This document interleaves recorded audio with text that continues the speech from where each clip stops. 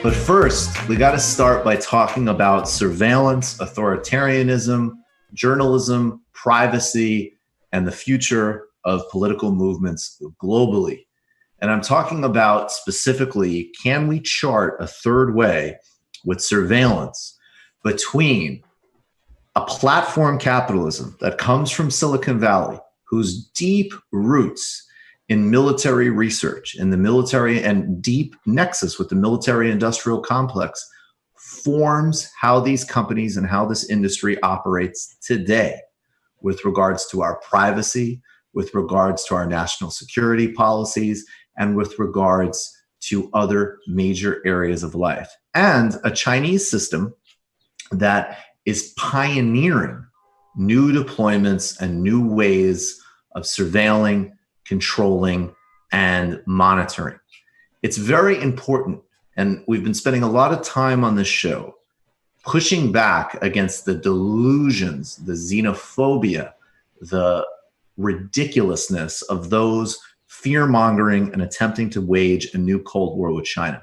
We need to understand how China thinks, how China perceives the world, and what a new multipolar world looks like. This is incredibly important. We need some level of objectivity when we talk about any country and any place on the planet. Some part of politics does reside in the realm of is versus ought. This is just how it is. This is what a place is doing. This is how it's operating. And when we see positives, as with some aspects of Belt and Road and some other aspects of Chinese policy, we will accentuate them. But we also have to be real. The policies with regard to Tibet, Xinjiang, and the Uyghurs, these are not only in the sort of parlance, I wish we could frankly come up with a better one, but these absolutely are places of serious human rights violations. These are also systems that pioneer different versions of surveillance and monitoring. And I want to remind you of one of Slavoj Žižek's very interesting insights about this that he raised on this show several months ago.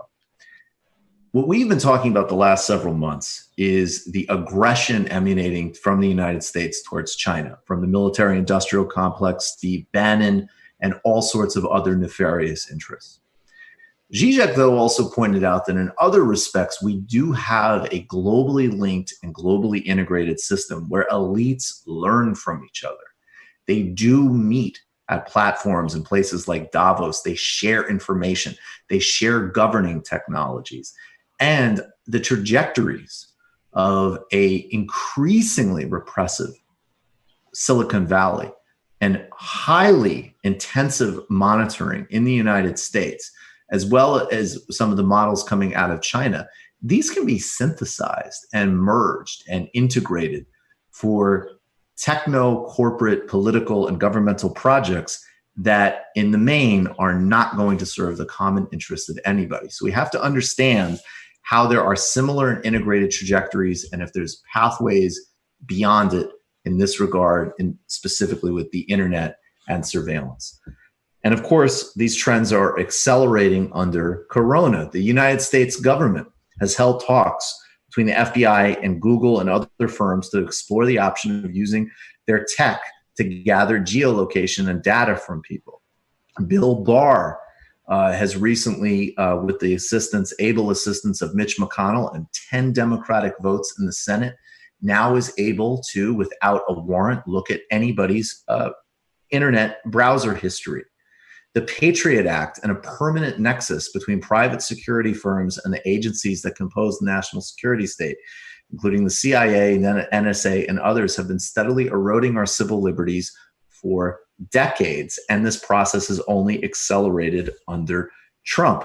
In China, a color-coded system on smartphones is used to determine who is able to enter different zones as the quarantine has been lifted. Of course, this makes some serious and obvious immediate medical sense. Of course, China's had success in certain areas in terms of containing Corona, but obviously this is going to be used for a broader project in an already repressive state apparatus. People are given a color code: green, likely clear; yellow, at risk of carrying; or red, carrying Corona.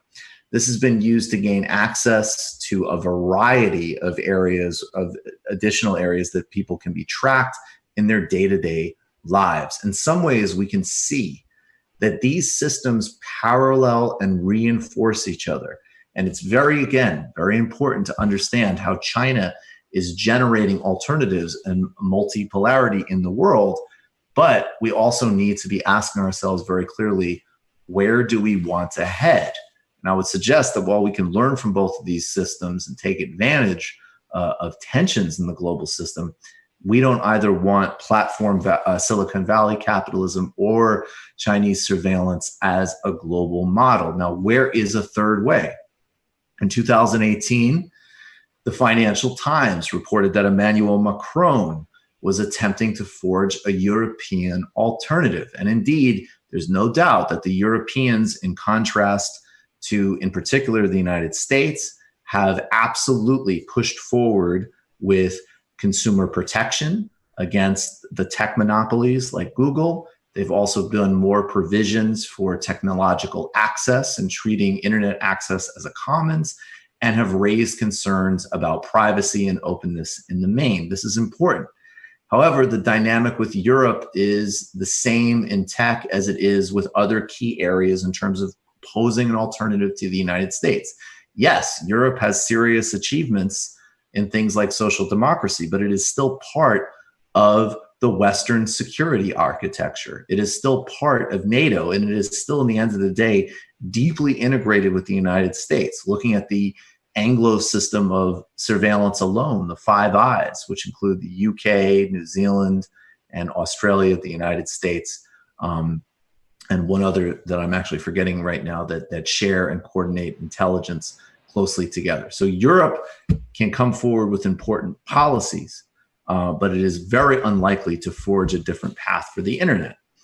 There's also, of course, the alternative history of the internet itself, that even as the internet was created by military and governmental research, Yasha Levine documents this incredibly well in his book, and has deep relationships with the national security state, there was also the push for the free software, for Linux, for open platforms, for using the internet as a tool of openness and information sharing.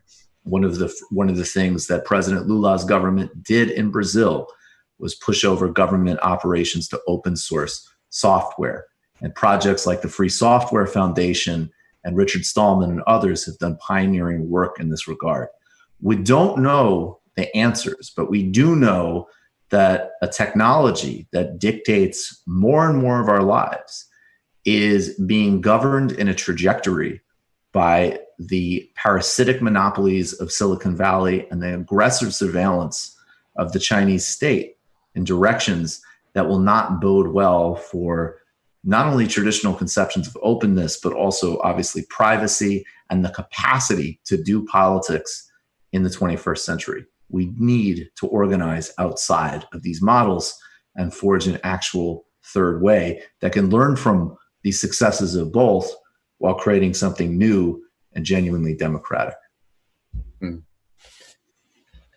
Yeah, I think that's 100% true, and I think we really need to be hitting this as much as possible too, because there's such a bad narrative that you get sometimes from like liberal media. I remember like the whole like Trevor Noah joke, for example, about privacy. It was like, oh, these old senators don't understand privacy, and that's why they're voting in the way that they do, right? It's like, no, they understand that there's a very powerful lobby and industry right there that they can, one, use to their advantage, like they are with the surveillance state, and two, get financial advantages from supporting and protecting from common sense regulations.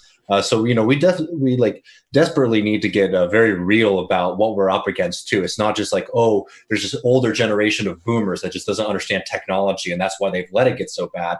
And understand that no, it's actually like a very powerful arm of capitalism, and data capitalism is going to be one of the most crucial developments of the past few decades. Yeah, David, could you go to the, I put in the outline, I can't share screen because I'm posting, but it reminds me of a article by Evgeny Morozov in The Baffler called The Meme Hustler. and it's about how basically Michael mentioned open software, which is like it's a slip because like free software has been erased from history basically because of corporate interest, right? Mea culpa, because I should not. Those are very important differences right there. And even as a non-tech expert like myself, those are really big differences. But free software doesn't feel, it's not even part of the lexicon anymore because was like this was. Also, all code should have been open and, and I'm probably getting a lot of things wrong, so I don't want to get too technical about it, but it should be, cut and paste. Every line of code should be open to everyone and usable by everyone. Open software meant licenses, but like we have it open. So basically corporations can come in and bootstrap, projects made by people that they're not really paying payroll to. Right. And also, and the difference between like an open platform that everybody can use versus is the actual architecture open for people to refine and improve the technology in an open and democratic way. I mean, these things have been completely erased from the history. There's no doubt about it. And also, it's especially again with regard to the fear mongering with China. Of course, Chinese companies are connected deeply with Chinese national security policy. Guess where else that's true? In the United States. And, this is nothing. I mean, all one need do is go back to 2012 and just, again, read the Snowden revelations. And of course, the scale of NSA surveillance and how easy the FISA courts were. And that process, again, is ongoing. And some of the new things that have come through in the last couple of weeks with the Trump administration should terrify you. But even, in addition to that, you have to look at that and say, why was the NSA aggressively spying on Petrobras, as an example? And how does that, as part of the same program, have potential overlaps with phone companies giving away people's data? What is the role of private security contractors, which are subcontracted out across all of these areas? Outsourcing, privatization, and public-private partnerships, wasn't just for the parts of the economy that these people took less seriously. It was an ideology that goes to the heart of the most sensitive areas of government. Mm-hmm. Yeah, I think so too. Yeah, so we'll do, and I think I'm really glad you brought up. I hope we can have Yevgeny Morozov on some point. He's a good, big fan of Yevgeny Morozov. He's definitely somebody, everybody should read his myth busting about Silicon Valley and techno optimism, and he's a great thinker. Yeah, he's really good. He's a really, really good. I mean, especially when this stuff has gotten more fashionable, but when he was putting this stuff out in 2012, 2014 even, the delusion and optimism about Silicon Valley and the arrogance. I mean, the idea of, the Egyptians didn't have an uprising that involved students and labor and religious people and this dynamic. No. They had Facebook. Yeah, Twitter. They had Twitter. Done. Mm-hmm. That was how the Western press covered 2011. Mm-hmm. Period. Yeah, it's actually amazing to think about how off base that it was. I know. Good thing we're totally on base now. Now we've we're really in good shape now. You just watched a Michael Brooks Show video. Subscribe to get them all. Why wouldn't you? Don't be foolish. Click subscribe below and become a patron as well. Patreon.com/TMBS. Thanks, everybody.